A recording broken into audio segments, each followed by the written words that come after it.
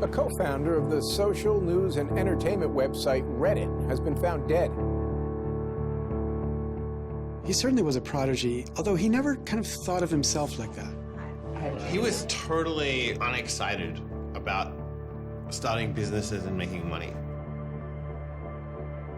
There's a profound sense of loss tonight in Highland Park, Aaron Swartz' hometown, as loved ones say goodbye to one of the internet's brightest lights. Open access and computer activists are mourning his loss. An astonishing intellect. You talk to people who knew him. He was killed by the government, and MIT betrayed all of its basic principles. They wanted to make an example out of him, okay?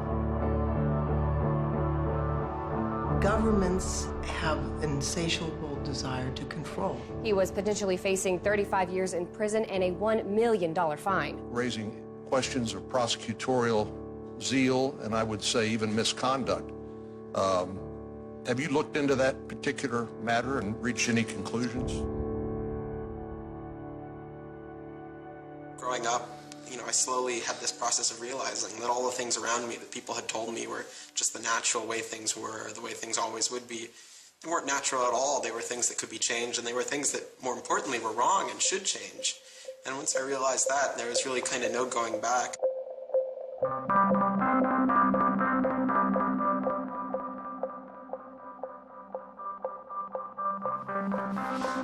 Welcome to Story Reading Time.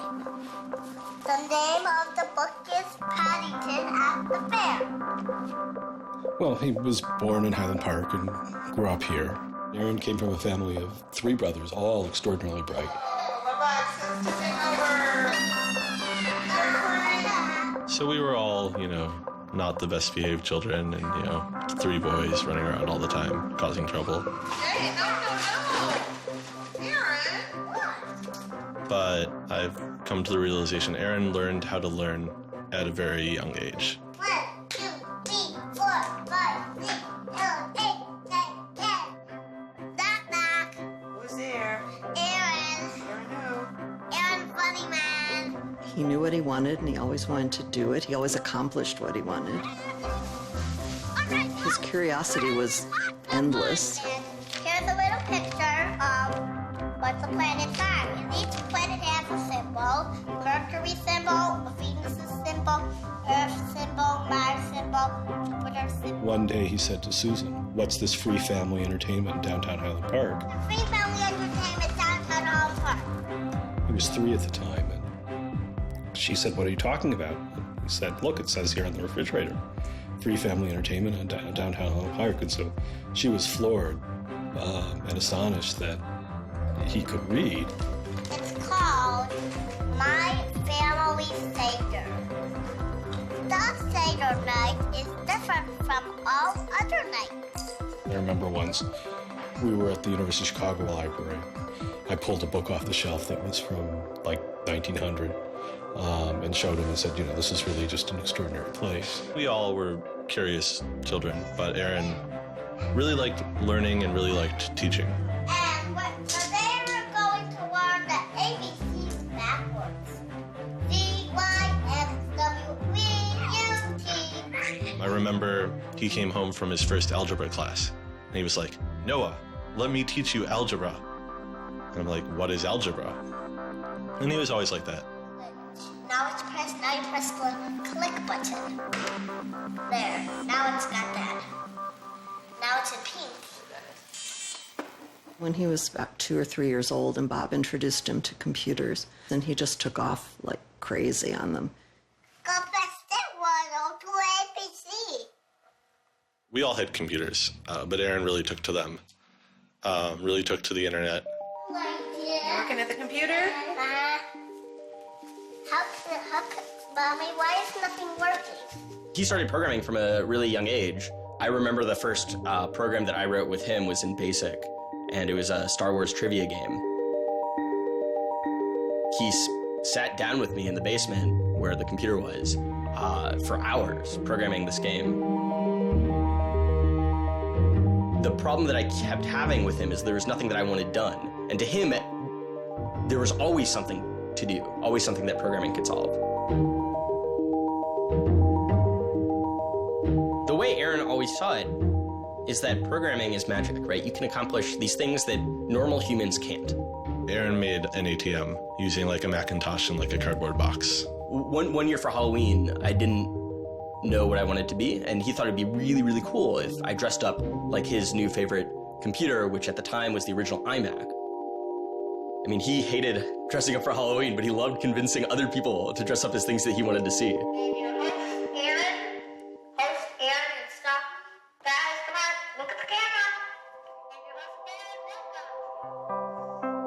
He made this website called The Info, where people can just fill in information. Like, I'm sure someone out there knows all about gold leafing. Why don't they write about that on this website? And then other people could come at a later point and read that information and edit the information if they thought it was bad. Not too dissimilar from Wikipedia, right? And this was before Wikipedia had begun, and this was developed by a 12-year-old in his room by himself, running on, this tiny server using ancient technology. And one of the teachers responds like, "This is a terrible idea. You can't just let anyone author the encyclopedia. The whole reason we have scholars is to write these books for us. How could you ever have such a terrible idea?" Me and my other brother would be like, "Oh, yeah, Wikipedia is cool, but we had that in our house like 5 years ago." Aaron's website, theinfo.org, wins a school competition hosted by the Cambridge-based web design firm Ars Digita. We all went to Cambridge for when he won the Ars Digita Prize. And, we had no clue what Aaron was doing. It was obvious that the prize was really important. Aaron soon became involved with online programming communities, then in the process of shaping a new tool for the web. He comes up to me, it's like, "Ben, this is a really awesome thing that I'm working on. You need to hear about it." I'm like, "Yeah, what is it?" He says, "It's this thing called RSS." And he explains to me what RSS is. I'm like, why is that useful, Aaron? Is any site using it? Why would I want to use it? There was this mailing list for people who were working on RSS and XML more generally. And there was a person on it named Aaron Swartz who was combative but very smart and who had lots of good ideas. And he didn't ever come to the face-to-face meetings. And they said, when are you going to come out to one of these face-to-face meetings? And he said, I don't think my mom would let me. I'm 14, I just turned 14. And so their first reaction was, well, this colleague we've been working with all year was 13 years old while we were working with him, and he's only 14 now.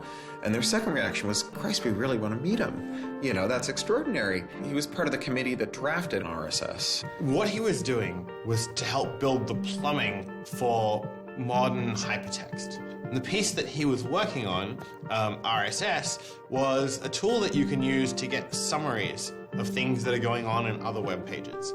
Most commonly, you would use this for a blog. You might have 10 or 20 people's blogs you want to read. You use their RSS feeds, these summaries of what's going on those other pages, to create a unified list of all the stuff that's going on. Aaron was really young, but he understood the technology and he saw that it was imperfect and looked for ways to help make it better.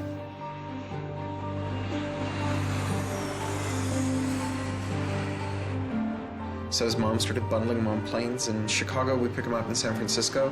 We'd introduce him to interesting people to argue with, and we'd marvel at his horrific eating habits. He only ate white food, only steamed rice and not fried rice because that wasn't sufficiently white, and white bread and so on. And you kind of marvel at the quality of the debate emerging from this what appeared to be a small boy's mouth, and you think, this is a kid who's really going to go somewhere if he doesn't die of scurvy. Aaron, you're up. I think the difference is that now you can't make companies like Doc was saying. You can't have companies that just, let's sell dog food over the internet, let's sell dog food over cell phones. But there's still a lot of innovation going on. I think if you don't see the innovation, maybe your head is in the sand. He takes on this alpha nerd personality where he's sort of like, I'm smarter than you, and because I'm smarter than you, I'm better than you, and I can tell you what to do. It's an extension of him being kind of like a twerp. So you aggregate all these computers together and now they're solving big problems like searching for aliens and trying to cure cancer. First met him on IRC, on Internet Relay Chat. He didn't just write code. He also sort of got people excited about solving problems. He was a connector. The free culture movement has had a lot of his energy. I think Aaron was trying to make the world work. He was trying to fix it. He had a very kind of strong personality that definitely ruffled feathers at times. It wasn't necessarily the case that he was always comfortable in the world and the world wasn't always comfortable with him. Aaron got into high school and was really just sick of school. He didn't like it. He didn't like any of the classes that were being taught. He didn't like the teachers. Aaron really knew how to get information. He was like, I don't need to go to this teacher to learn how to do geometry. I can just read the geometry book, and I don't need to go to the teacher to learn their version of American history.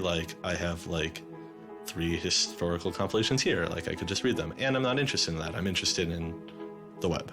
I was very frustrated with school. I thought, the teachers didn't know what they were talking about, and they were very domineering and controlling, and the homework was kind of a sham, and it was just all a way to pin students together and force them to do busy work. And, I started reading books about, the history of education and how this educational system was developed and, alternatives to it in ways that people could actually learn things as opposed to just regurgitating facts their teachers told them. And that kind of led me down this path of questioning things. Once I questioned the school I was in, I questioned the society that built the school, I questioned the businesses that the schools were training people for, and I questioned the government that, set up this whole structure.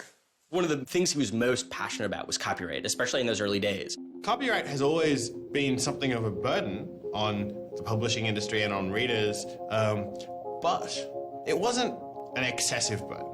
It was a reasonable institution to have in place to make sure that people got paid.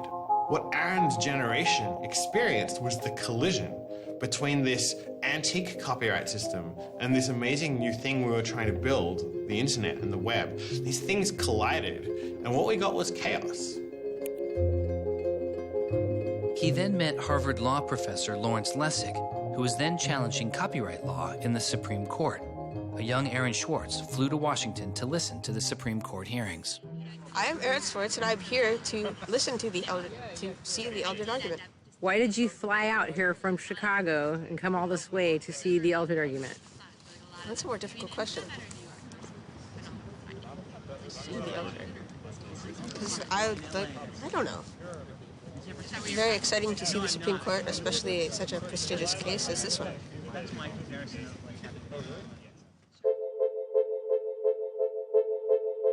Lessig was also moving forward with a new way to define copyright on the internet. It was called Creative Commons. So the simple idea of Creative Commons is to give people, creators, a simple way to mark their creativity with the freedoms they intended to carry.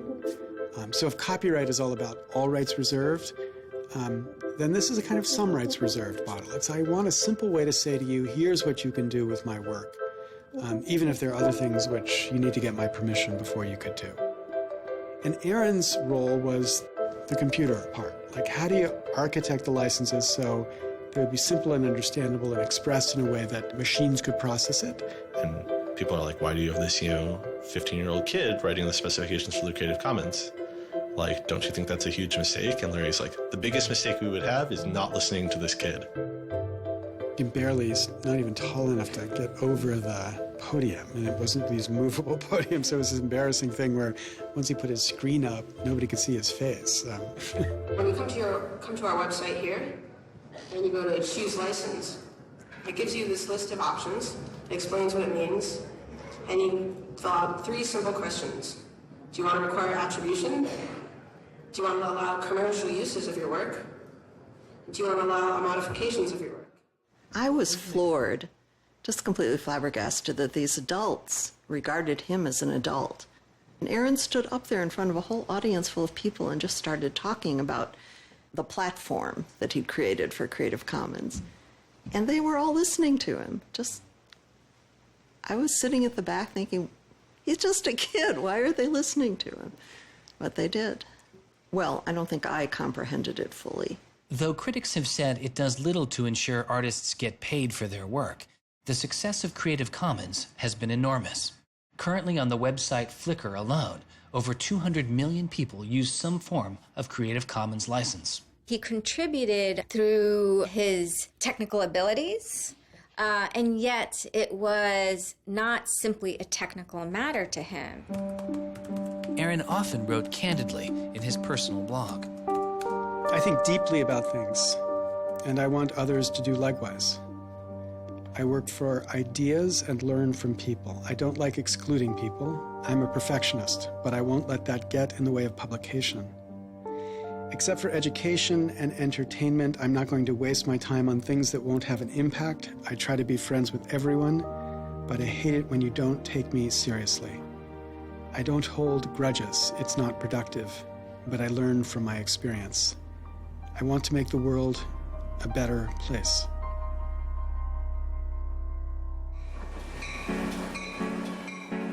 In 2004, Swartz leaves Highland Park and enrolls in Stanford University.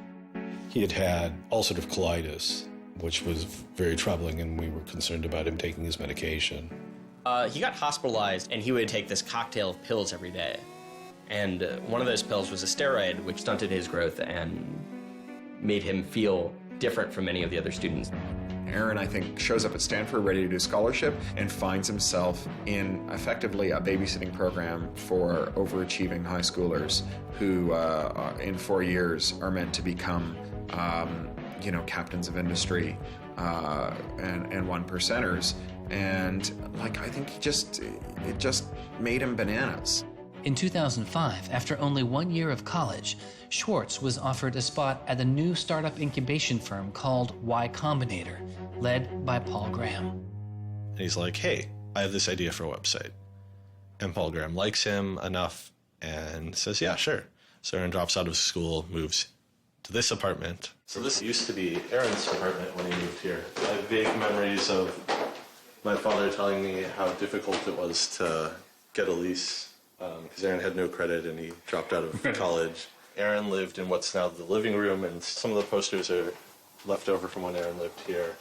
And then the library. There are more books, but a lot of them are Aaron's. Aaron's Y Combinator site was called Infogami, a tool to build websites. But Infogami struggles to find users, and Swartz eventually merges his company with another Y Combinator project in need of help. It was a project headed by Steve Huffman and Alexis Ohanian, called Reddit. There we were, starting from almost nothing. No users, no money, no code, and growing day by day into a hugely popular website. And it showed no signs of letting up. First we had 1,000 users, then 10,000, then 20,000, and on and on. It was just incredible. Reddit becomes huge, and it's a real sort of geeky corner of the internet. There's a lot of humor, there's a lot of art, and there's just people who flock to the site and make that site the main site they go to every morning to get their news. Reddit kind of just borders on chaos at some level. So on the one hand, it's a place where people discuss news of the day, technology, politics, and issues. And yet there is a lot of kind of not safe for work material, offensive material. There's some subreddits where trolls find a welcome home. And so in that sense, Reddit has been kind of home to controversy as well. It kind of sits on that edge of chaos. Reddit catches the attention of the corporate magazine giant Condé Nast, who makes an offer to buy the company. Some large amount of money, large enough that my dad was getting bugged with questions about, how do I store this money? Like a lot of money. Like a lot of money. Probably more than $1 million. But I don't actually know. And he is how old at the time? 19, 20.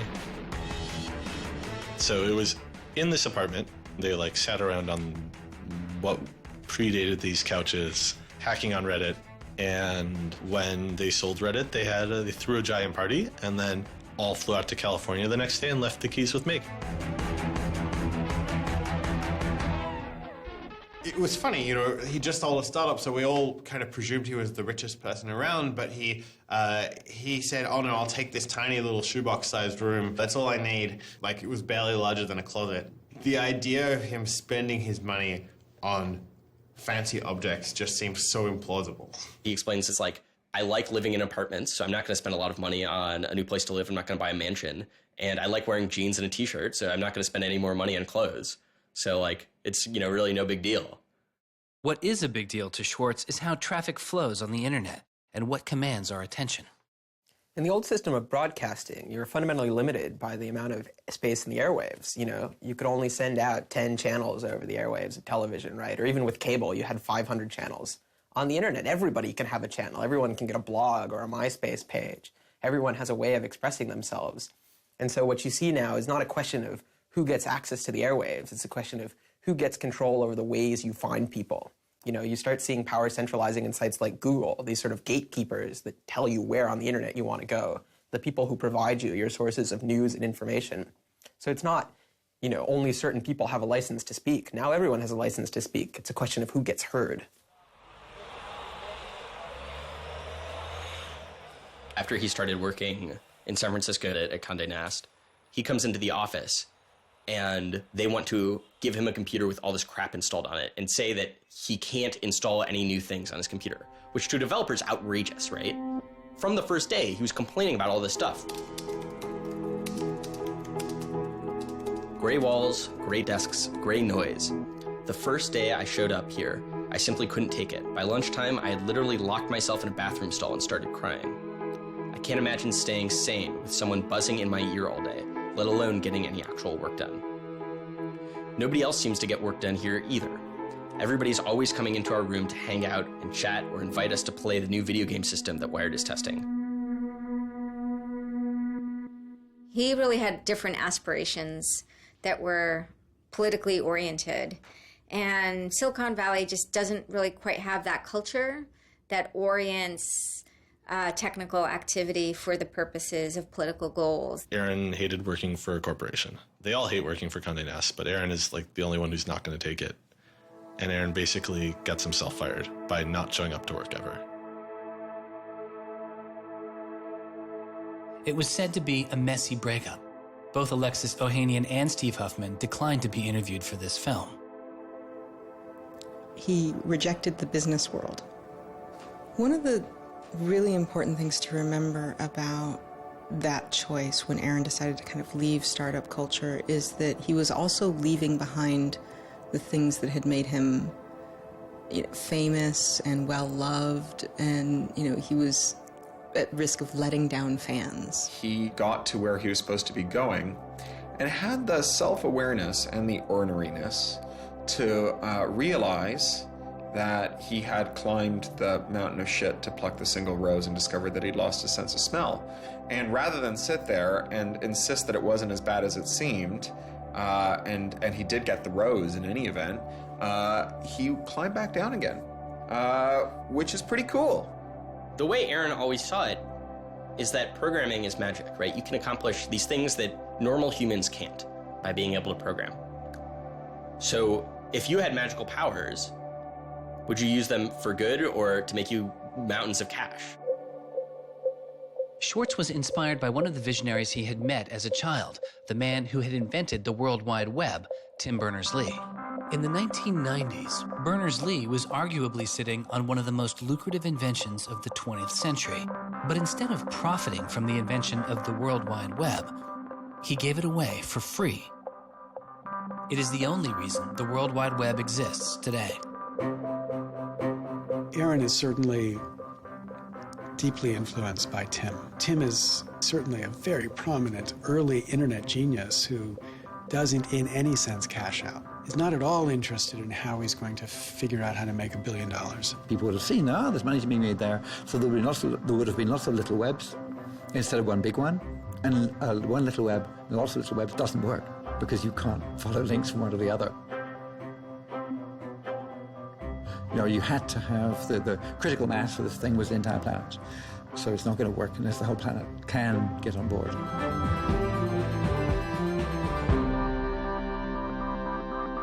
I mean, I feel very strongly that it's not enough to just live in the world as it is, to just kind of take what you're given and, follow the things that adults told you to do and that, your parents told you to do and that society tells you to do. I think you should always be questioning. I take this very scientific attitude that everything you've learned is just provisional, that, you know, it's always open to recantation or refutation or questioning. And I think the same applies to society. Once I realized that there were real serious problems, fundamental problems that I could do something to address, I didn't see a way to forget that. I didn't see a way not to. We just started spending a lot of time just kind of as friends. We would just talk for hours into the night. I definitely should have understood that he was flirting with me. I think to some degree I was like, this is a terrible idea and impossible, and therefore I will pretend it is not happening. As my marriage was breaking down and I was really stuck without anywhere to go, we became roommates and brought my daughter over. We moved in and furnished the house, and it was really peaceful. Like, my life had not been peaceful for a while, and really neither had his.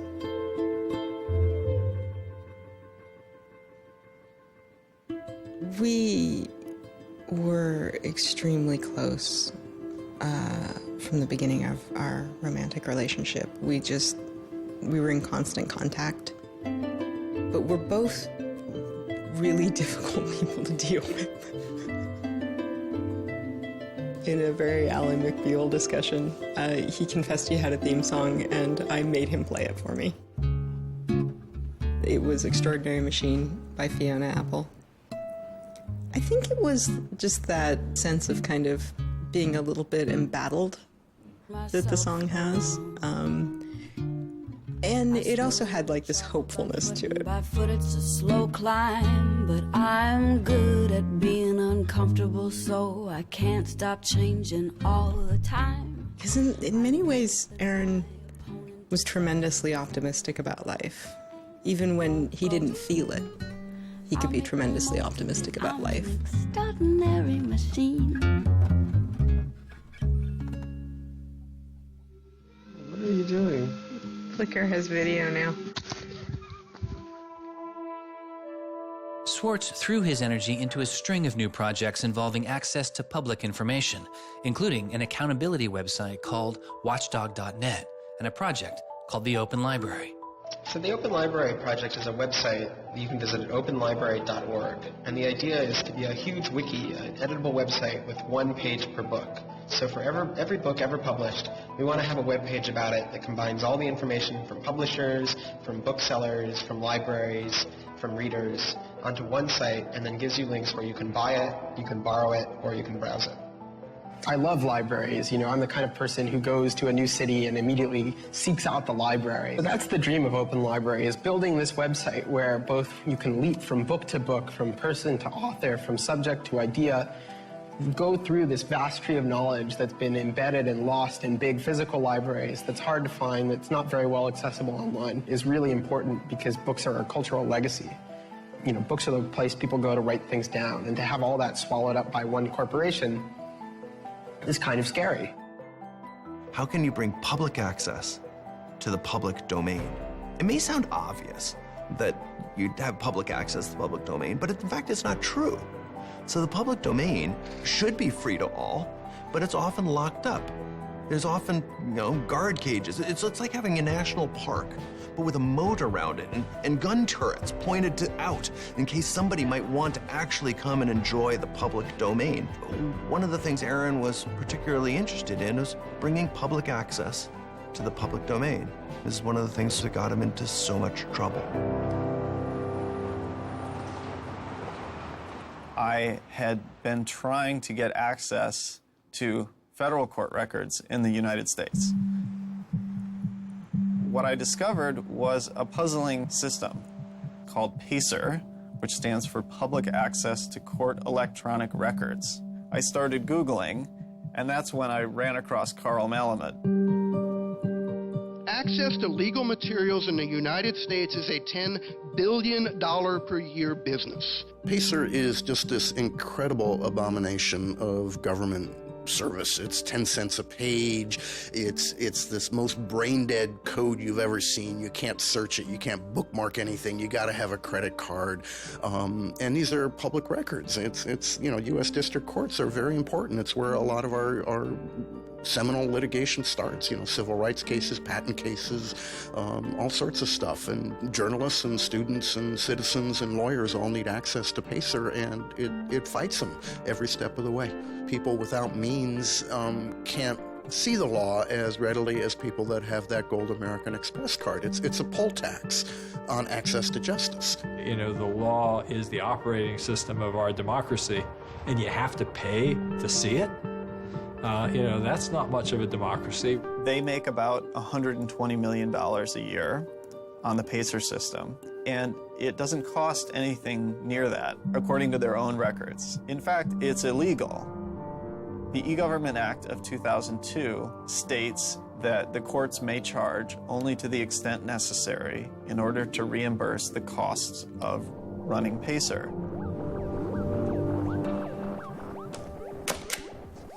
As the founder of public.resource.org, Malamud wanted to protest the PACER charges. He started a program called the PACER Recycling Project, where people could upload PACER documents they had already paid for to a free database so others could use them. The PACER people were getting a lot of flack from Congress and others about public access. And so they put together this system. In 17 libraries across the country, there was free PACER access. That's one library every 22,000 square miles, I believe. So it wasn't really convenient. I encouraged volunteers to join the so-called Thumb Drive Corps and download docs from the public access libraries, upload them to the PACER recycling site. People take a thumb drive into one of these libraries and they download a bunch of documents and they send them to me. And nothing, it was just a joke. In fact, when you clicked on Thumb Drive Core, there was a Wizard of Oz, the Munchkins singing, so a little video clip came up. We represent the lollipop, yeah. But of course, I get this phone call from Steve Schultz and Aaron saying, gee, we'd like to join the Thumb Drive Corps.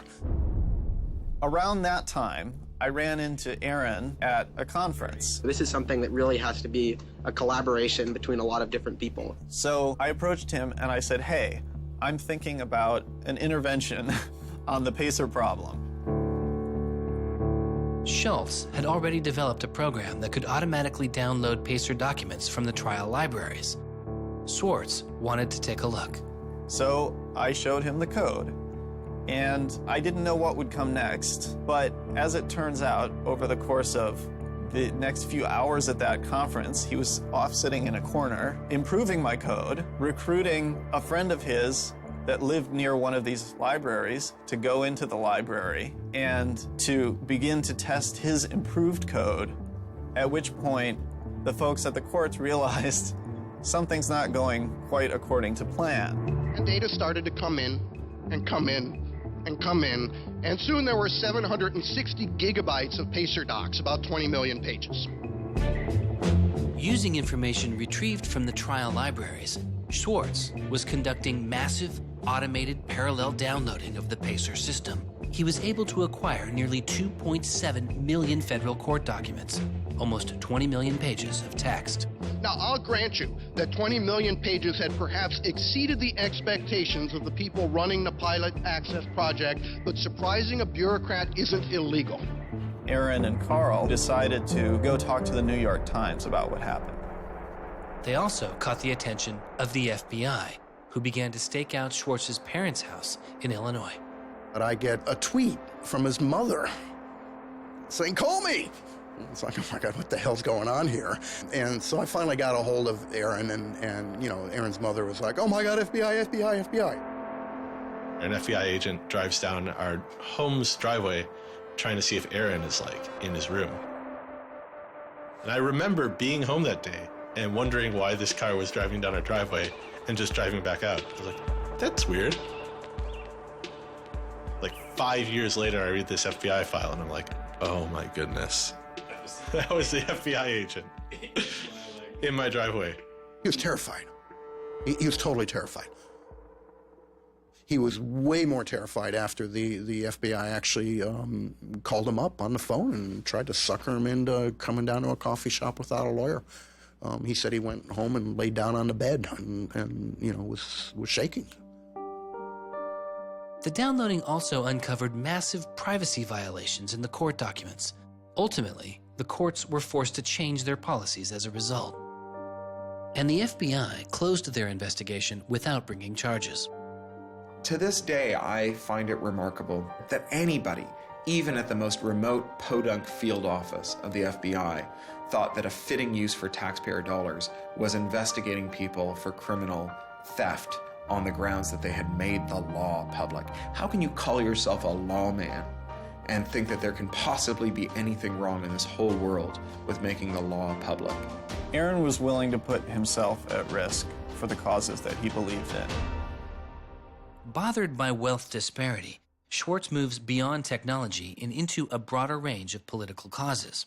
I went into Congress and I invited him to come and hang out and intern for us for a while so that he could learn, the political process. He was sort of learning about a new community, a new set of skills, and kind of learning to hack politics.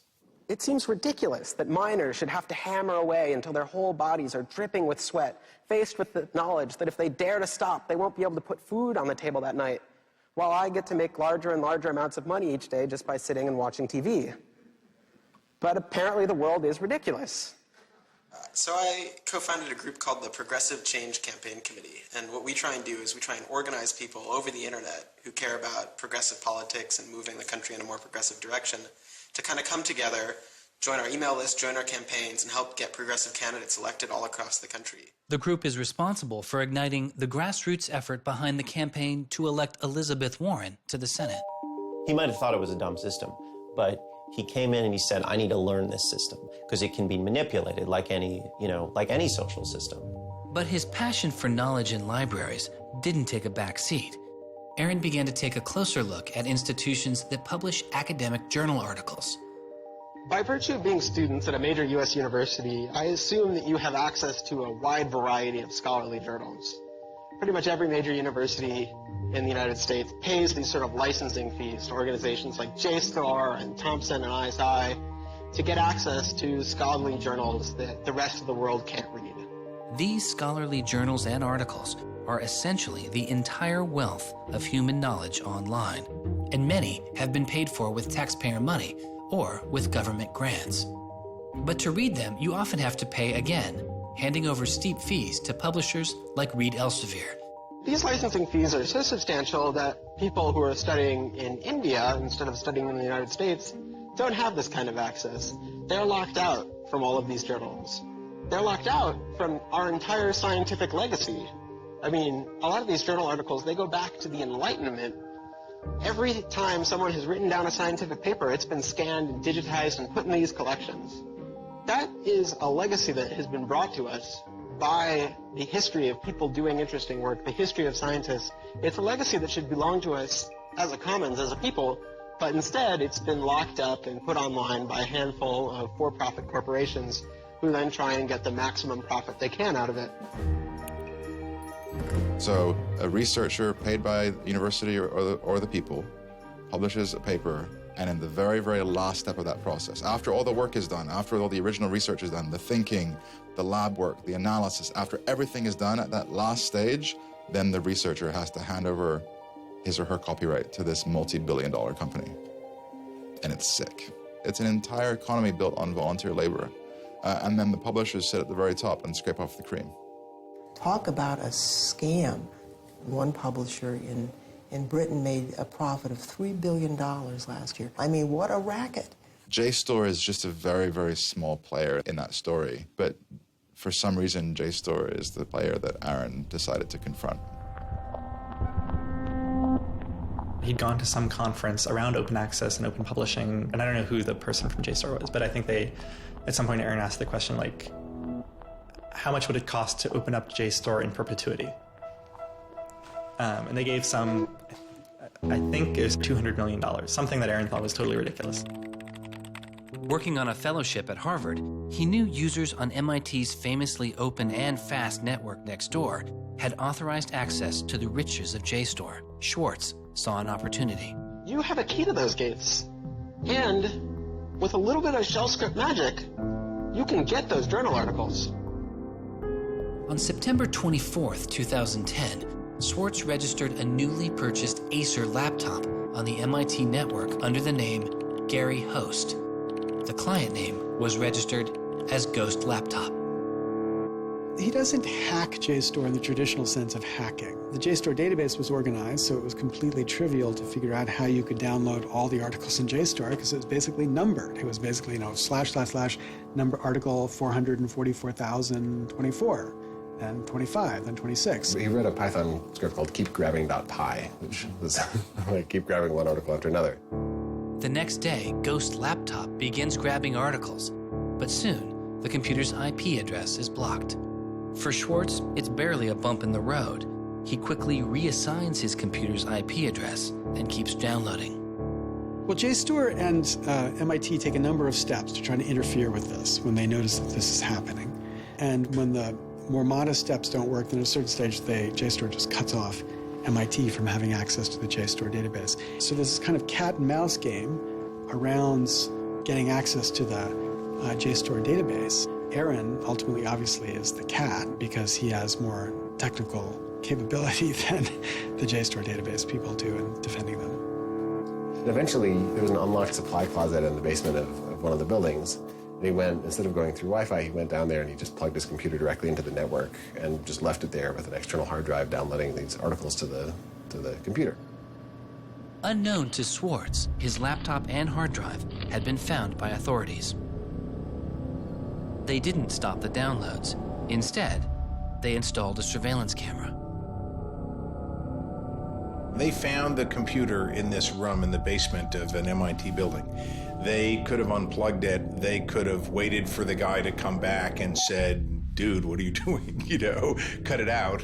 Who are you? And they could have done all that kind of stuff, but they didn't. What they wanted to do was film it to gather evidence to make a case. That's the only reason you film something like that.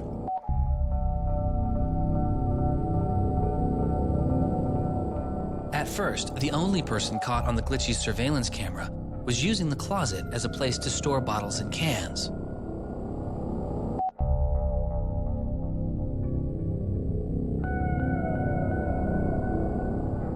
But days later, it caught Swartz.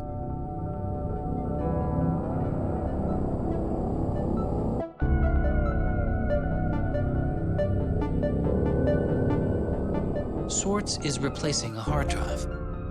He takes it out of his backpack, leans out of frame for about 5 minutes, and then leaves.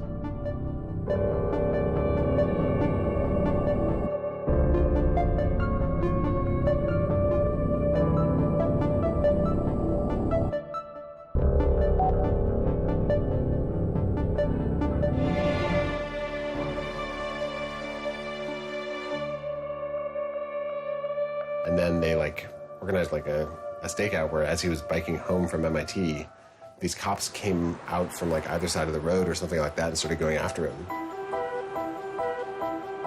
He describes that he was pressed down and assaulted by the police. He tells me that it's unclear that they were police that were after him. He thought that someone was trying to attack him. He does tell me they beat him up. I was just devastated. The notion of any kind of criminal prosecution of anyone in our family or anything was so foreign and incomprehensible, I didn't know what to do. Well, they execute search warrants at Aaron's house, his apartment in Cambridge, and his office at Harvard. 2 days before the arrest, the investigation had gone beyond JSTOR and the local Cambridge police. It had been taken over by the United States Secret Service. The Secret Service began investigating computer and credit card fraud in 1984, but 6 weeks after the attack on 9/11, their role expanded. President Bush used the Patriot Act to establish a network of what they called electronic crimes task forces. The bill before me takes account of the new realities and dangers posed by modern terrorists. According to the Secret Service, they are primarily engaged in activity with economic impact, organized criminal groups, or use of schemes involving new technology. The Secret Service turned Swartz's case over to the Boston U.S. Attorney's Office. There was a guy in the U.S. Attorney's Office who had the title head of the Computer Crimes Division or Task Force. I don't know what else he had going, but you're certainly not much of a computer crimes prosecutor without a computer crime to prosecute. So he jumped on it, kept it for himself, didn't assign it to someone else within the office or the unit, and that's Steve Hyman. Prosecutor Stephen Hyman has been largely out of public view since the arrest of Aaron Swartz, but he can be seen here in an episode of the television show American Greed, filmed around the time of Aaron's arrest. He is describing his previous case against the notorious hacker Alberto Gonzalez, a case that garnered Hyman enormous press attention and accolades.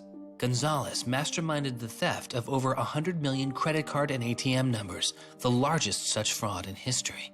Here, Hyman, describing Gonzalez, gives his view on the hacker mindset. These guys are driven by a lot of the same things that we're driven by. They have an ego, they like challenge, and of course they like money and everything you can get from money. One of the suspects implicated in the Gonzalez case was a young hacker named Jonathan James. Believing Gonzalez's crimes would be pinned on him, James committed suicide during the investigation. In an early press release describing the government's position in the case of Aaron Swartz, Hyman's boss, U.S. Attorney for the District of Massachusetts Carmen Ortiz, said this: "Stealing is stealing, whether you use a computer command or a crowbar, and whether you take documents, data, or dollars." It's not true. It's obviously not true. I'm not saying it's harmless, and I'm not saying that we shouldn't criminalize stealing of information, but you've got to be much more subtle in trying to figure out exactly which kinds of harms are harmful here. So the thing about a crowbar is every time I break into a place with a crowbar, I do damage. There's no doubt about it. But when Aaron writes a script that says download, download, download 100 times in a second, there's no obvious damage to anybody. If he does that for the purpose of gathering an archive to do academic research on it, there is never any damage to anybody. He wasn't stealing, he wasn't selling what he got or giving it away. He was making a point, as far as I could tell. The arrest took its toll on Swartz. He just wouldn't talk about it. And he's like very stressed. If you thought like the FBI was like going to come to your doorstep any day, anytime you went down the hall, even to do your laundry, and they would break into your apartment because you left the door unlocked, like, I'd be pretty stressed. And it was clear. And so Aaron was always sort of like in like a dour mood.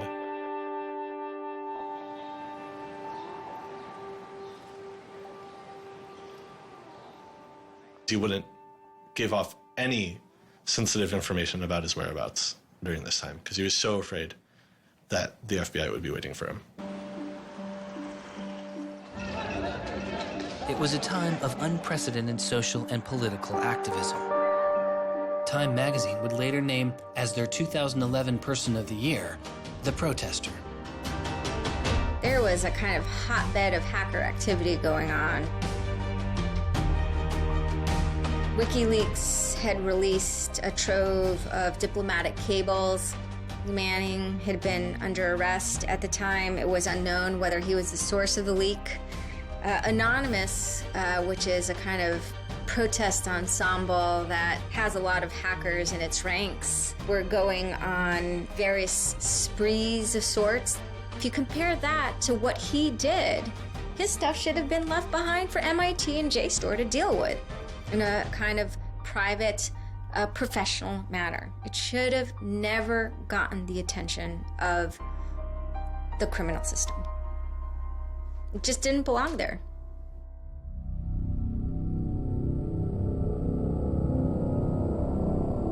Before he was indicted, Swartz was offered a plea deal that involved 3 months in prison, time in a halfway house, and a year of home detention, all without the use of a computer.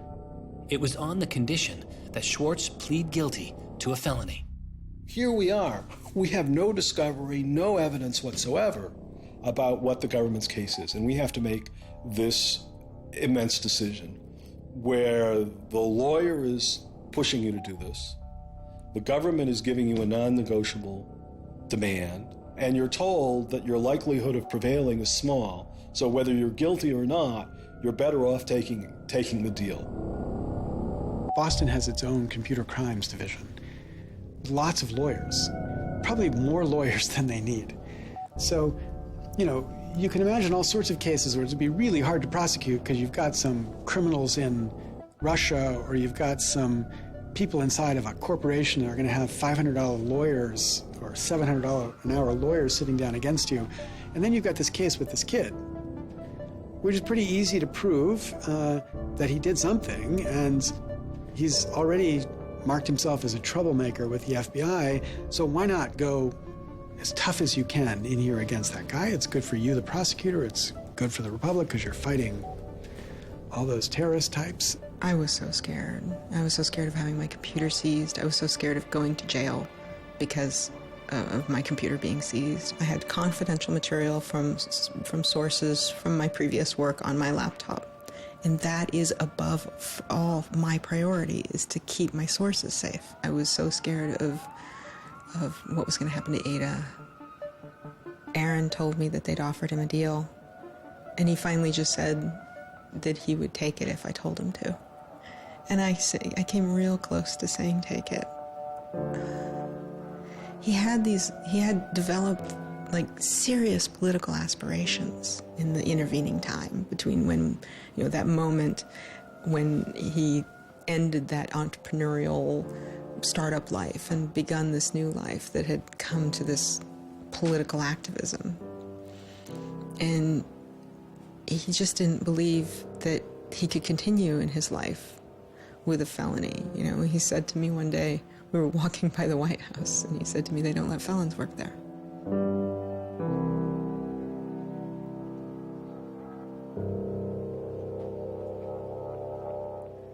And, he really wanted that to be his life.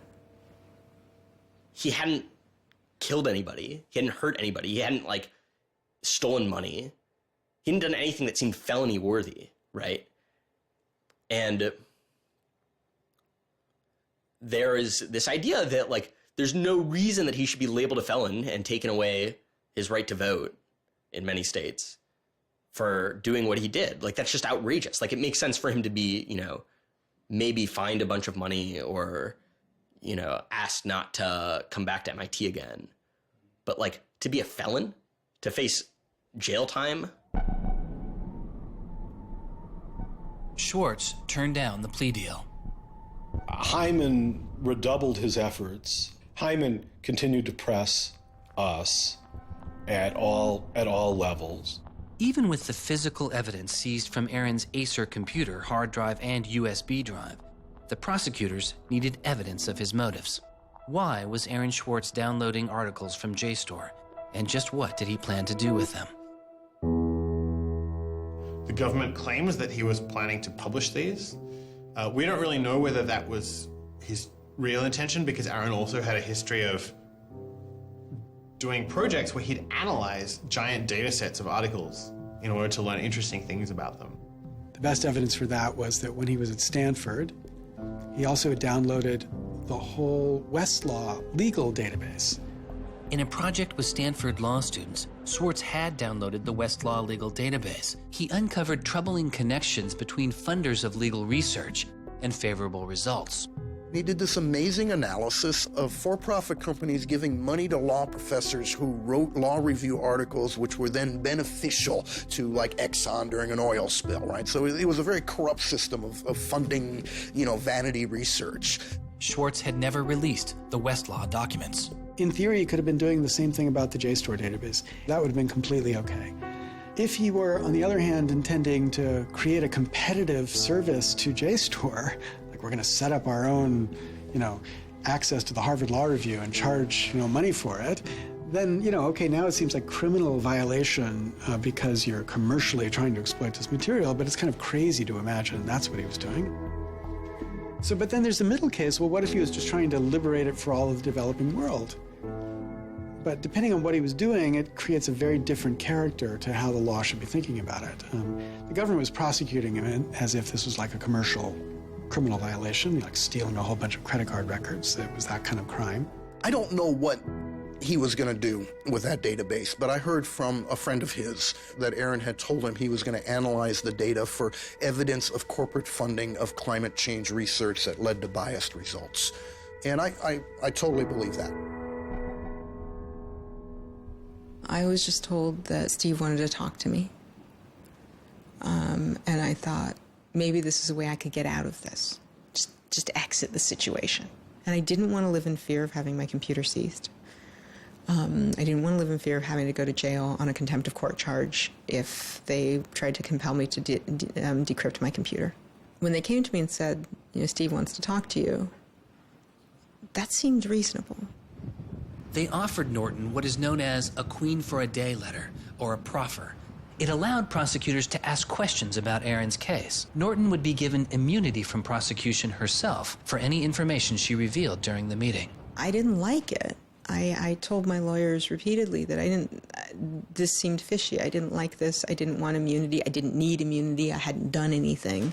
But they were really, really stringent that they did not want me meeting the prosecutor without immunity. But just to be clear, this is a Queen for a Day deal, a proffer. Right, a proffer letter. In which you basically handed information over to them in exchange for protection from prosecution. So it wasn't handing information over. It was, at least that's not how I saw it. It was just having a discussion, having an interview with them. Well, they're asking you questions. They're asking me questions. They can ask about whatever they want. Right.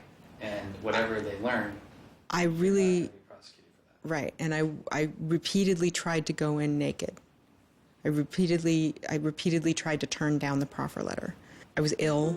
I was being pressured by my lawyers. I was confused. I was not doing well by this point. I was depressed and I was scared and I didn't understand the situation I was in. I had no idea why I was in this situation. I hadn't done anything interesting, much less wrong. We went out of our minds. Aaron was clearly very distraught about it. We were very distraught about it. Aaron's attorneys were very distraught about it. We tried to get Quinn to change attorneys. I was very unused to being in a room with large men, well-armed, that are continually telling me I'm lying and that I must have done something. I told them that this thing that they were prosecuting wasn't a crime. I told them that they were on the wrong side of history. I used that phrase. I said, you're on the wrong side of history. And they looked bored. They didn't even look angry. They just looked bored. And it began to occur to me that we weren't having the same conversation. I mean, I told them plenty of things about, why people would download journal articles, and eventually, I don't remember what was around it. I mentioned that he'd done this blog post, the Guerrilla Open Access Manifesto.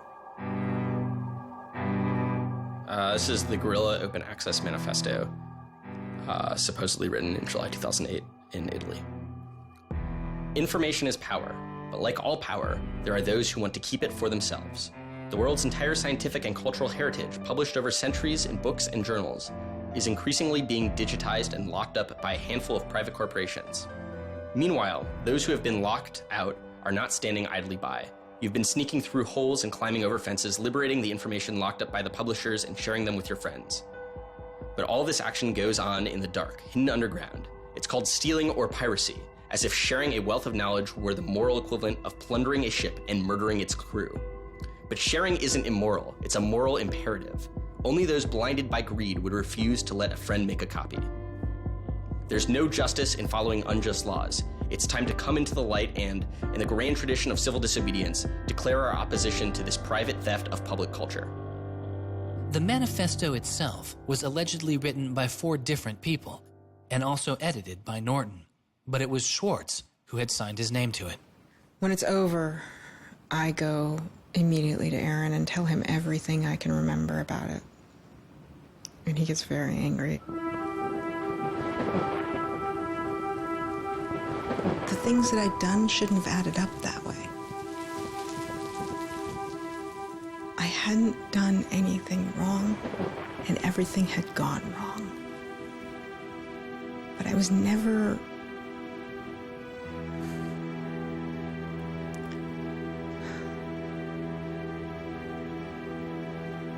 I'm still angry.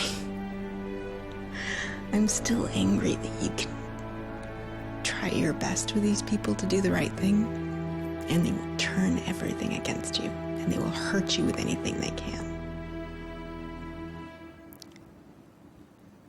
And in that moment, I regret that I said what I did.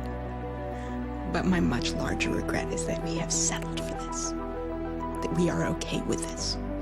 That we are okay with a justice system that tries to game people into little traps so they can ruin their lives. So yeah, I wish I hadn't said that, but I am much, much angrier that this is where I am. That this is what we as a people think is okay.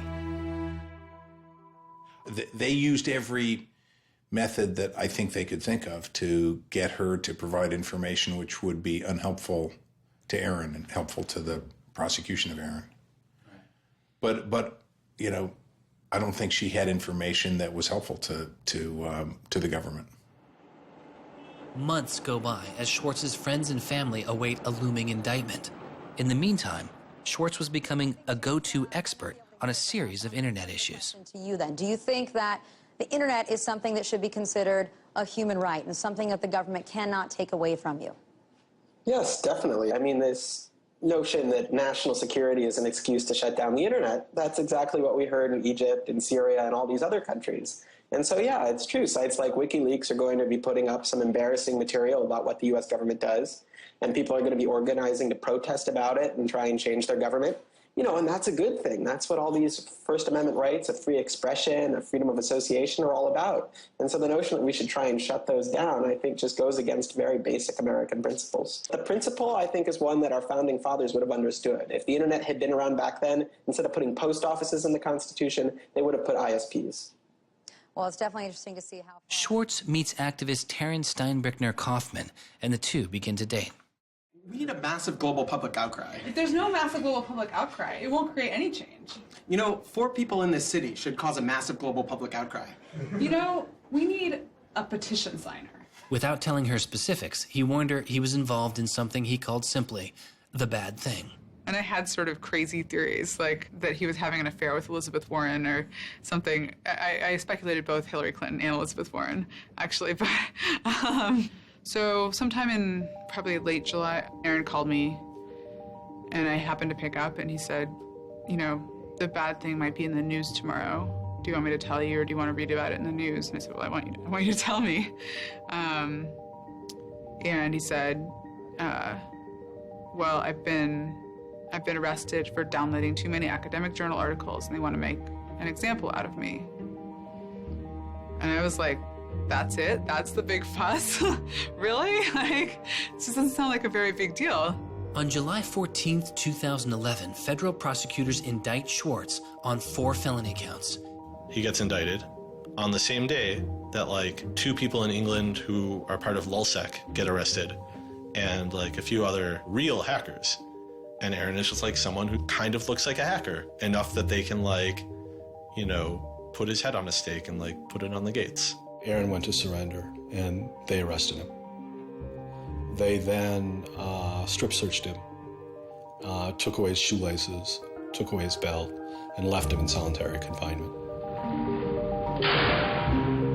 The District of Massachusetts United States Attorney's Office released a statement saying Swartz faces up to 35 years in prison, to be followed by 3 years of supervised release, restitution, forfeiture, and a fine of up to $1 million. He is released on $100,000 bail. The same day, the primary victim in the case, JSTOR, formally drops all charges against Swartz and declines to pursue the case. JSTOR, they weren't our friends, they weren't helpful or friendly to us, but they also were just kind of like, we're not part of this. JSTOR and their parent company, Ithaca, also sidestepped requests to talk with this film. But at the time, they released a statement saying it was the government's decision whether to prosecute, not JSTOR's. And so it's our belief that with that, the case will be over. That we should be able to get Steve Hyman to drop the case or settle it in some rational way. And the government refused. Why? Well, because I think they wanted to make an example out of Aaron. And they said they wanted to, the reason why they wouldn't move on requiring a felony conviction and jail time was that they wanted to use this case as a case of for deterrence. They told us that. They told you that? Yes. This was going to be an example? Yes. He was going to be an example? Yes. Steve Hyman said that. Deterring who? Like, there's other people out there running around logging onto JSTOR and downloading the articles to make a political statement? I mean, who are they deterring? It would be easier to understand the Obama administration's posture of supposedly being for deterrence if this was an administration that, for instance, prosecuted arguably the biggest economic crime that this country has seen in the last 100 years, the crimes that were committed that led to the financial crisis on Wall Street. When you start deploying the non-controversial idea of deterrence only selectively, you stop making a dispassionate analysis of law-breaking, and you started deciding to deploy law enforcement resources specifically on the basis of political ideology. And that's not just undemocratic, it's supposed to be un-American.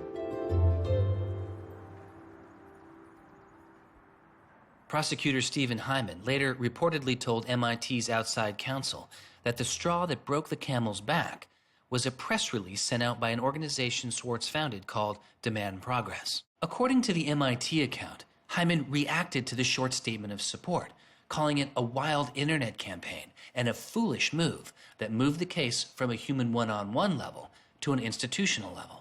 That was a poisonous combination. A prosecutor who didn't want to lose face, who had a political career in the offing maybe, and didn't want to have this come back and haunt them. You spent how many tax dollars arresting someone for taking too many books out of the library and they got your ass handed to you in court? No way. I then moved to try to put pressure on MIT in various ways to get them to go to the government and request the government to stop the prosecution. What is MIT's reaction to that? There doesn't seem to be any reaction from MIT at that point.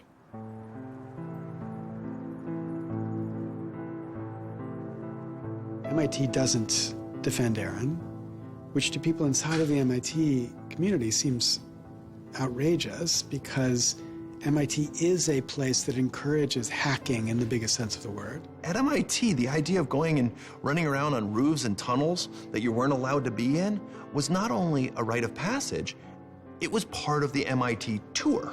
And lockpicking was a winter course at MIT. They had the moral authority to stop it in its tracks. MIT never stood up and took a position of saying to the feds, don't do this. We don't want you to do this. You're overreacting. This is too strong, that I'm aware of. They acted kind of like any corporation would. They helped the government. They didn't help us unless they felt they had to, and they never tried to stop it. MIT declined repeated requests to comment, but they later released a report saying they attempted to maintain a position of neutrality and believed Hyman and the U.S. Attorney's Office did not care what MIT thought or said about the case. MIT's behavior seemed really at odds with the MIT ethos, right? You could argue that MIT turned a blind eye and that was okay for them to do. But taking that stance, taking that neutral stance in and of itself was taking a pro-prosecutor stance. If you look at Steve Jobs and Steve Wozniak, they started by selling a blue box, which was a thing designed to defraud the phone company. If you look at Bill Gates and Paul Allen, they initially started their business by using computer time at Harvard, which was pretty clearly against the rules. The difference between Aaron and the people I just mentioned is that Aaron wanted to make the world a better place. He didn't just want to make money. Swartz continues to be outspoken on a variety of internet issues. You know, the reason the internet works is because of the competitive marketplace of ideas. And what we need to be focusing on is getting more information about our government, more accessibility, more discussion, more debate. But instead, it seems like what Congress is focused on is shutting things down. Aaron thought he could change the world just by explaining the world very clearly to people. Flame can literally control your computer and make it spy on you. Welcome, Aaron. Good to have you back on the show here. You know, just like spies used to in olden days put microphones and tap what people were saying, now they're using computers to do the same things. Schwartz's political activity continues, his attention turning to a bill moving through Congress designed to curb online piracy. It was called SOPA.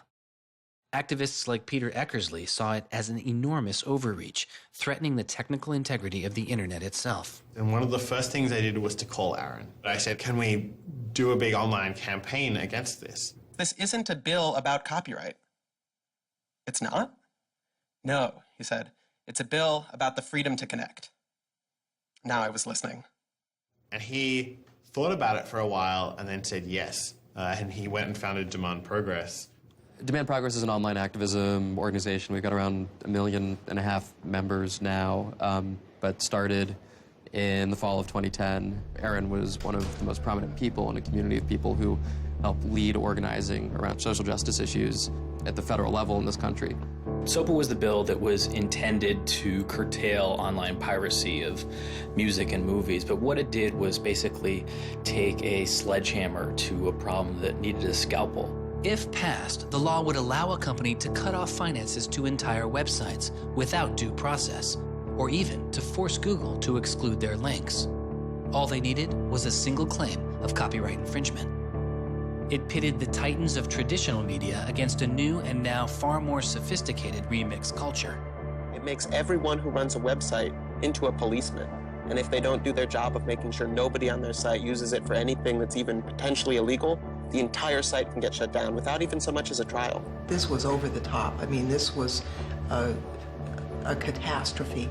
This bill poses a serious threat to speech and civil liberties for all who use the internet. There were only a handful of us who said, look, we're not for piracy either, but it makes no sense to destroy the architecture of the internet, the domain name system, and so much that makes it free and open in the name of fighting piracy. And Aaron got that right away. The freedoms guaranteed in our Constitution, the freedoms our country had been built on, would be suddenly deleted. New technology, instead of bringing us greater freedom, would have snuffed out fundamental rights we'd always taken for granted. And I realized that day, talking to Peter, that I couldn't let that happen. When SOPA was introduced in October 2011, it was considered inevitable. Our strategy when it first came out was to hopefully slow the bill down, maybe weaken it a little bit, but even we didn't think that we would be able to stop this bill. Having worked in Washington, what you learn is that typically in Washington, the legislative fights are fights between different sets of corporate moneyed interests. They're all duking it out to pass legislation. And the fights that are the closest are when you have one set of corporate interests against another set of corporate interests, and they're financially equally matched in terms of campaign contributions and lobbying. Those are the closest ones. The ones that aren't even fights, typically, are ones where all the money is on one side, all the corporations are on one side, and it's just millions of people on the other side. I haven't seen anything like PIPA and SOPA in all my time in public service. There were more than 40 United States senators on that bill as co-sponsors. So there were already a long, long way to getting the 60 votes to have it clear all the procedural hoops. Even I began to doubt myself. It was a rough period.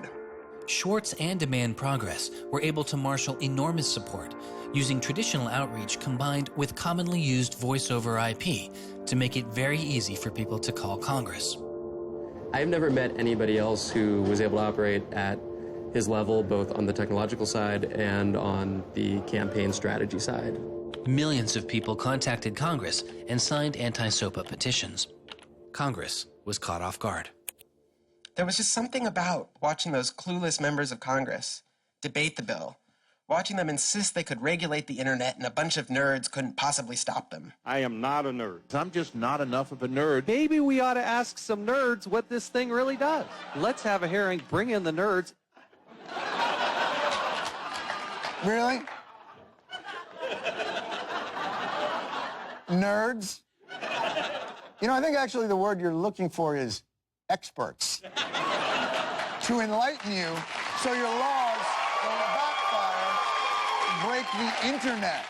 We use the term geek, but we're allowed to use that because we are geeks. The fact that it got as far as it did without them talking to any technical experts reflects the fact that there is a problem in this town. I'm looking for somebody to come before this body and testify in a hearing and say, this is why they're wrong. There used to be an office that provided science and technology advice, and members could go to them and say, help me understand XYZ. And Gingrich killed it. He said it was a waste of money. Ever since then, Congress has plunged into the dark ages.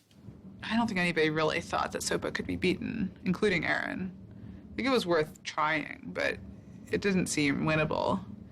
And I remember maybe a few months later, I remember him just turning to me and being like, I think we might win this. And I was like, that would be amazing. Calls to Congress continue. When the domain hosting site GoDaddy becomes a supporter of the bill, tens of thousands of users transferred their domain names in protest. Within a week, a humbled GoDaddy reverses their position on SOPA.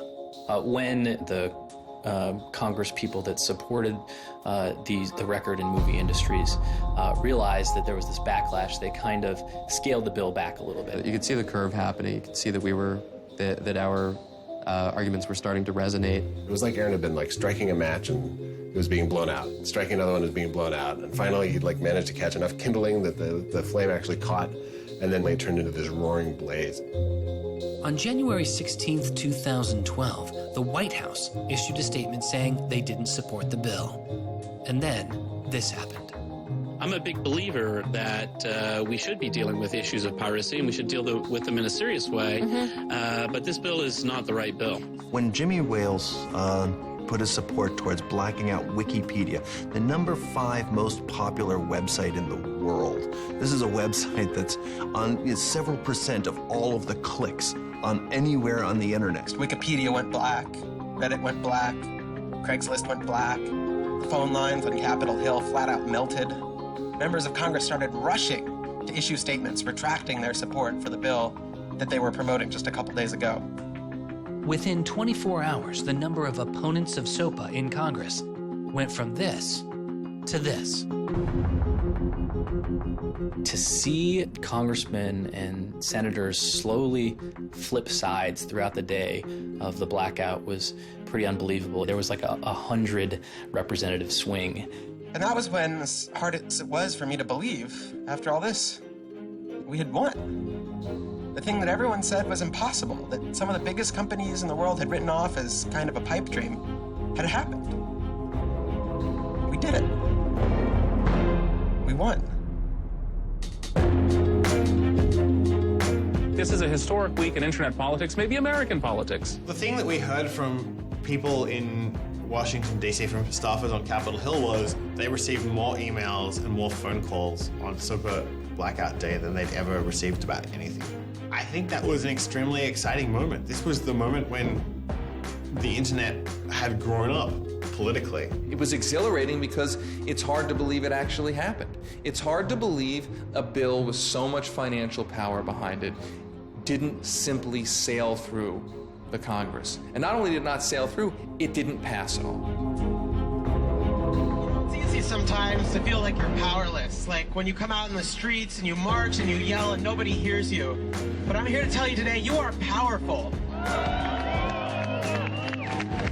So yeah, maybe sometimes you feel like you're not being listened to, but I'm here to tell you that you are. You are being listened to. You are making a difference. You can stop this bill if you don't stop fighting. Stop PIPA. Stop SOPA. Some of the biggest internet companies, to put it frankly, would benefit from a world in which their little competitors could get censored. We can't let that happen. For him, it was more important to be sure that you made a small change than to play a small part in a big change. But SOPA was like playing a major part in a major change. And so for him, it was kind of this proof of concept, like, okay, what I want to do with my life is change the world. I think about it in this really scientific way of like, I'm measuring my impact. And this shows that it's possible, right? That the thing that I want to do with my life is possible. I have proved that I can do it, that I, Aaron Swartz, can change the world. For a guy who never really thought he had done much, which was Aaron, it was one of the few moments where you could really see that he felt like he had done something good. Feeling like here is his maybe one and only victory lap. Everyone said there was no way we could stop SOPA. We stopped it. This is 3 outrageously good victories, and the year isn't even over yet. I mean, if there's a time to be positive, it's now. He wins at SOPA a year after he's arrested It's not unambiguously happy moments. There's a lot going on. He's so attuned towards participating in the political process, you can't stop him. The list of organizations Swartz founded or co-founded is enormous. And years before Edward Snowden would expose widespread internet surveillance, Swartz was already concerned. It is shocking to think that the accountability is so lax that they don't even have sort of basic statistics about how big the spying program is. And if the answer is, oh, we're spying on so many people we can't possibly even count them, then that's an awful lot of people, right? It would be one thing if they said, look, you know, we know the number of telephones we're spying on, we don't know exactly how many real people that corresponds to, but they just came back and said, we can't give you a number at all. That's pretty, I mean, it's scary is what it is. Well, that's scary. You know, they put incredible pressure on him, took away his, all of the money he had made. They, threatened to take away his physical freedom. Why'd they do it? I mean, well, why are they going after whistleblowers? Why are they going after people who tell the truth about all sorts of things? I mean, from the banks to the, to war, to just sort of government transparency. So secrecy serves those who are already in power. And we are living in an era of secrecy that coincides with an era where the government is doing also a lot of things that are probably illegal and unconstitutional. So those two things are not coincidences. It's very clear that this technology has been developed not for small countries overseas, but right here for use in the United States by the U.S. government. The problem with the spying program is it's this sort of long, slow expansion, going back to the Nixon administration, right? Obviously, it became big after 9/11 under George W. Bush, and Obama has continued to expand it, and the problems have slowly grown worse and worse. But there's never been this moment you can point to, say, okay, we need to galvanize opposition today because today is when it matters. Instead, it's mattered for. The prosecution, in my estimation, of Aaron Swartz was about sending a particular laser-like message to a group of people that the Obama administration sees as politically threatening. And that is essentially the hacker, the information, and the democracy activist community. And the message that the Obama administration wanted to send to that particular community was, in my estimation, we know you have the ability to make trouble for the establishment. And so we are going to try to make an example out of Aaron Swartz to scare as many of you as possible into not making that trouble. And the government said, oh, the legal opinions we're using to legalize the spying program are also classified. So we can't even tell you which laws we're using to spy on you. Every time they can say, oh, this is another instance of cyber war, the cyber criminals are attacking us again, we're all in danger, we're all under threat. They use those as excuses to push through more and more dangerous laws. And so just to follow that up, personally, how do you feel the fight is going, I guess? It's up to you. I know, but we gotta,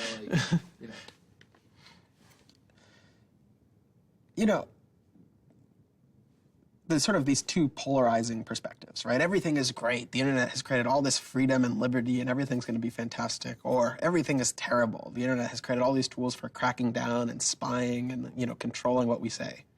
And the thing is, both are true, right? The internet has done both. And both are kind of amazing and astonishing. And which one will win out in the long run is up to us. It doesn't make sense to say, oh, one is doing better than the other. They're both true. And it's up to us which ones we emphasize and which ones we take advantage of, because they're both there and they're both always going to be there.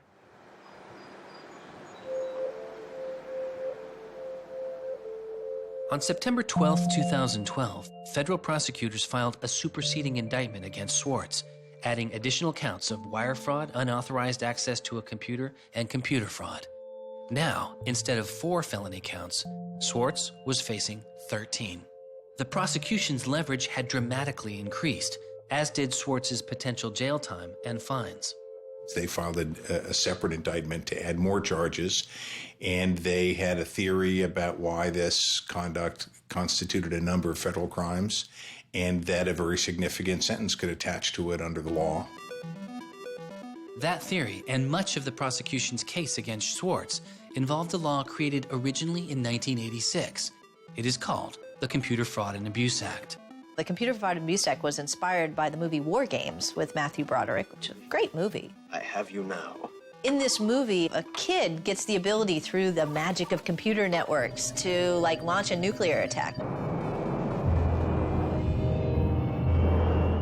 that's not actually possible, and it certainly wasn't possible in the 80s, but apparently this movie scared Congress enough to pass the original Computer Fraud and Abuse Act. This is a law that's just behind the times. For example, that penalizes terms of service kinds of arrangements. You can have something like eHarmony or Match.com, and somebody sort of inflates their own personal characteristics, and all of a sudden, depending on the jurisdiction and the prosecutors, they could be in a whole host of troubles.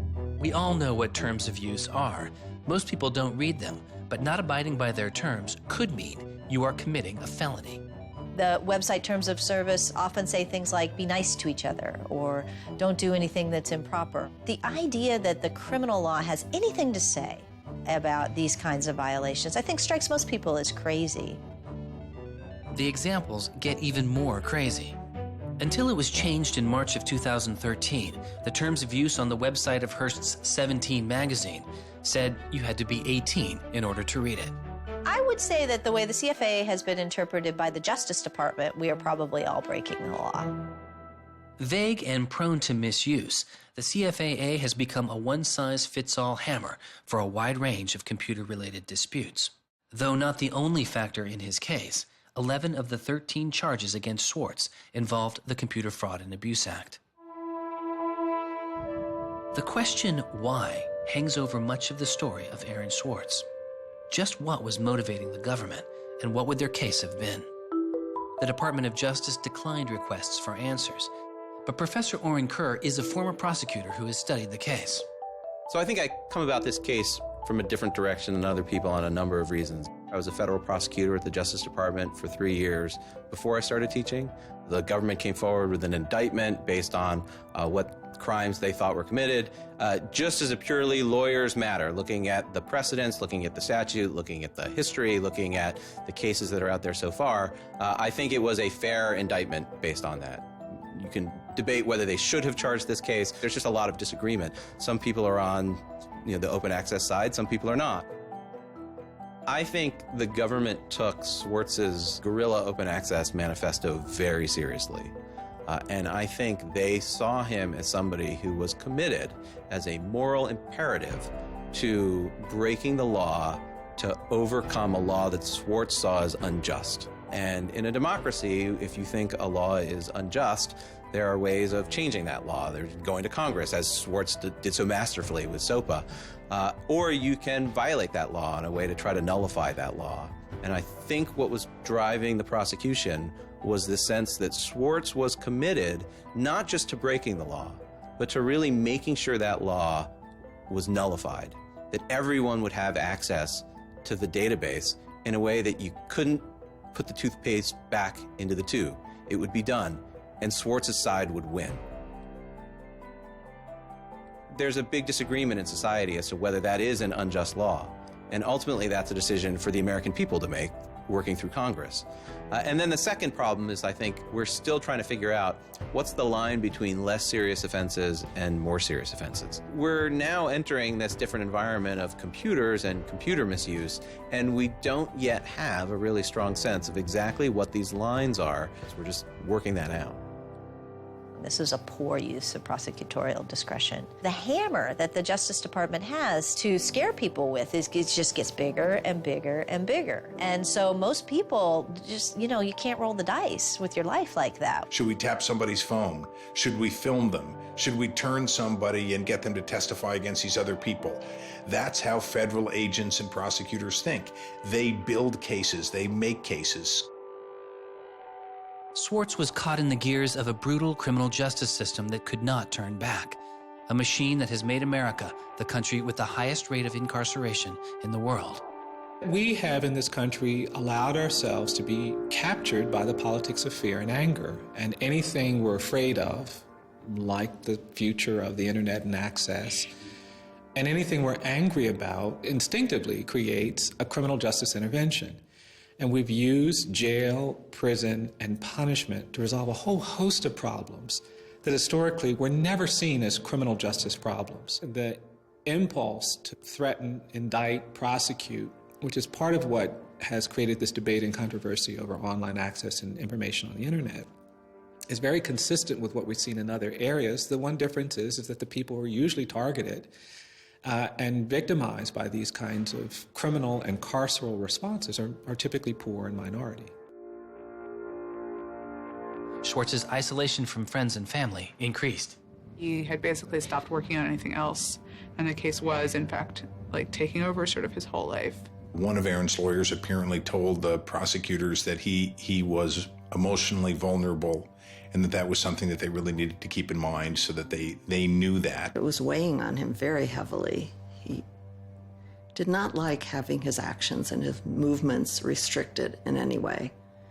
And the threat of jail, which they pounded him with a lot, was terrifying to him. Completely exhausted his financial resources, and it cost us a lot of money also, and he raised a substantial amount of money. So it was, it was in the millions of dollars. The legal defense Yes. was in millions. Yes. Yeah, I think he didn't want to be a burden to people. I think that was a factor. Like, I have my normal life, and then I have this shitty thing I have to deal with. And I try to, keep the two of them as separate as possible. But they were just beginning to blur together, and everything was becoming shitty. Swartz faced a tough choice that was only getting tougher. Do you admit guilt and move on with your life, or do you fight a broken system? With his legal case, the answer was simple. He rejects the final plea deal, and a trial date is set. Aaron was resolute that he didn't want to knuckle under and accept something that he didn't believe was fair, but I also think he was scared.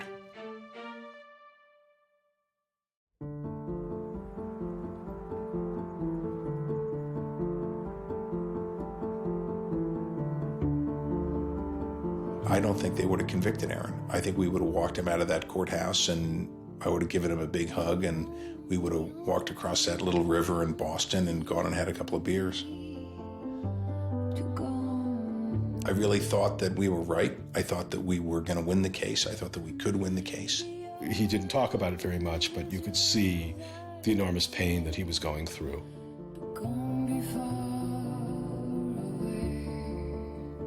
No time in his childhood did Aaron have any severe mood swings or depressive episodes or anything that I would ascribe to severe depression. And it's possible, he was depressed. People get depressed.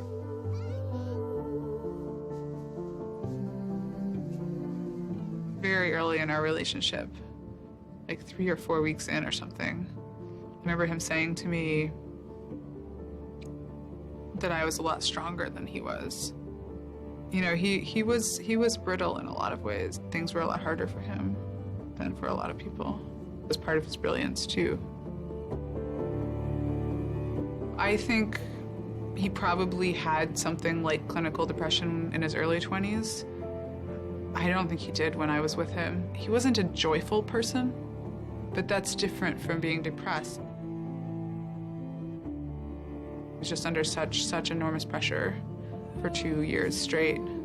He just didn't want to do it anymore. He was just I just think it was too much.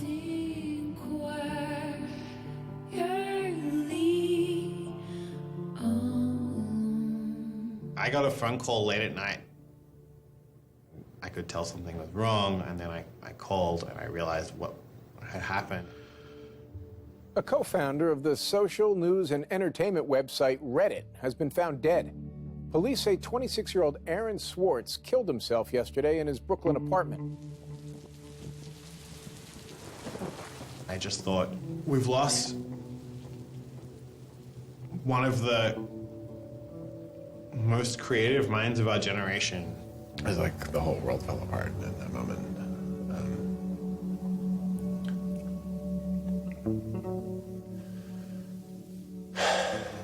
It was one of the hardest nights of my life. As I kept screaming, I can't hear you. What did you say? I can't hear you. I can't. That's it.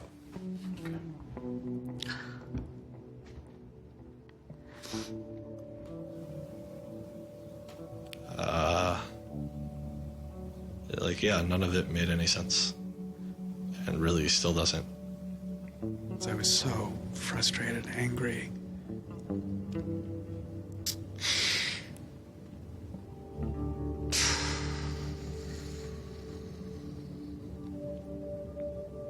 I tried to explain it to my kids. My 3-year-old told me that the doctors would fix him.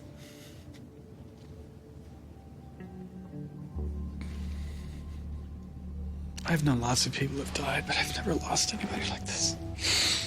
Because everybody feels, and I do too, there's so much we could have more to do. Like, I just didn't know he was there. I didn't know this is what he was suffering, and he was part of me. And I just wanted it to not be real. And then I just looked at his Wikipedia page and I saw the end date.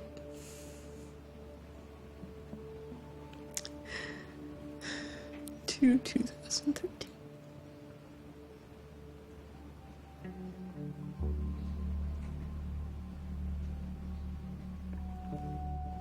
Aaron is dead. Wanderers in this crazy world, we have lost a mentor, a wise elder.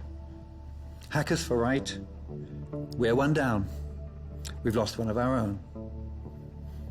Nurturers, carers, listeners, feeders, parents, all, we have lost a child. Let us all weep.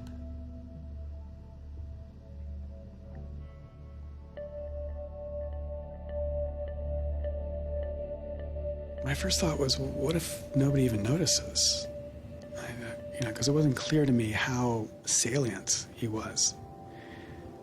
I had never seen anything quite like the outpouring I saw. The net just lit up.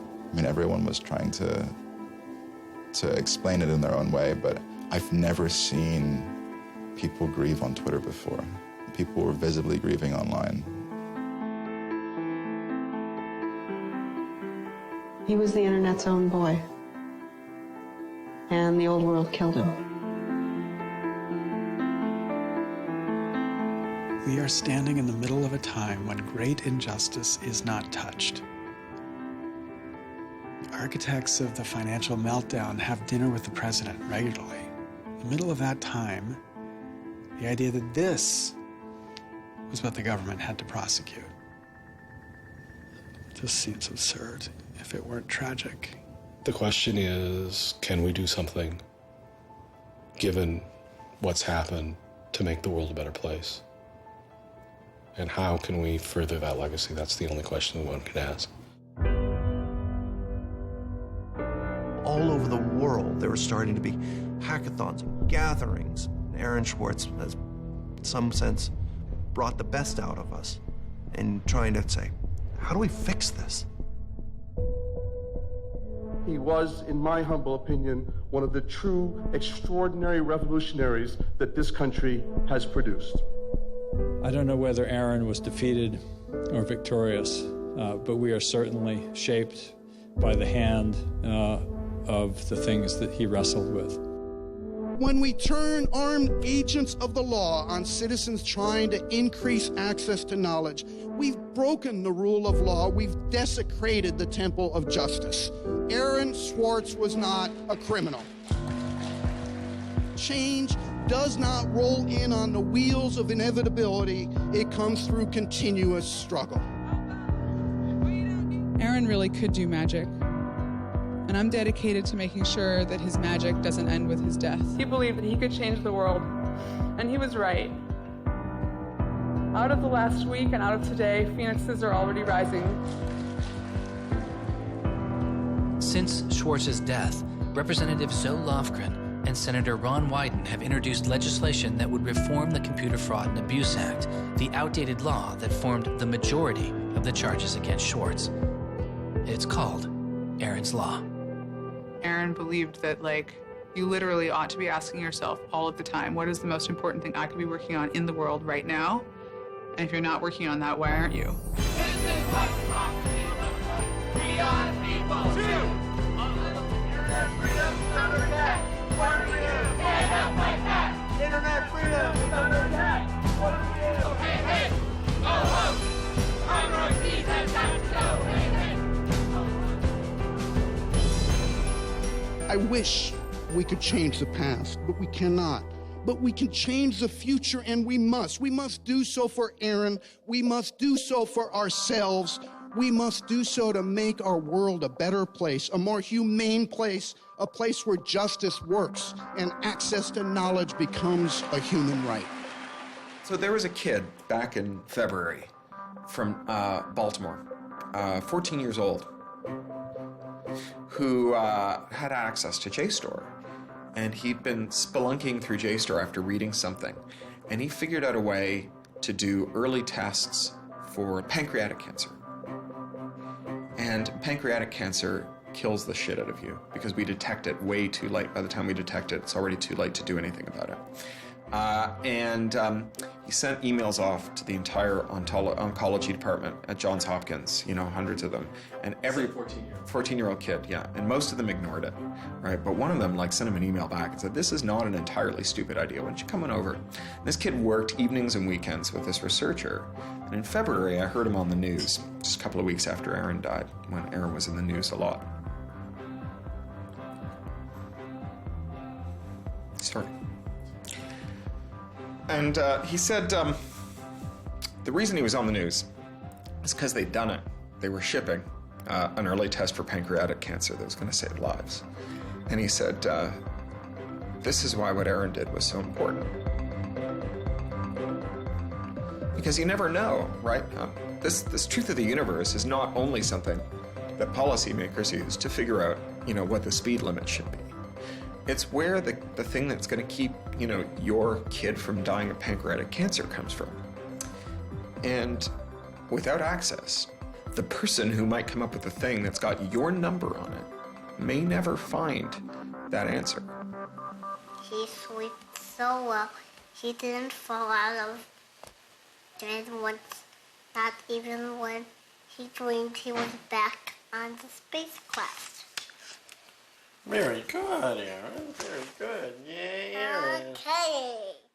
Now it's song time.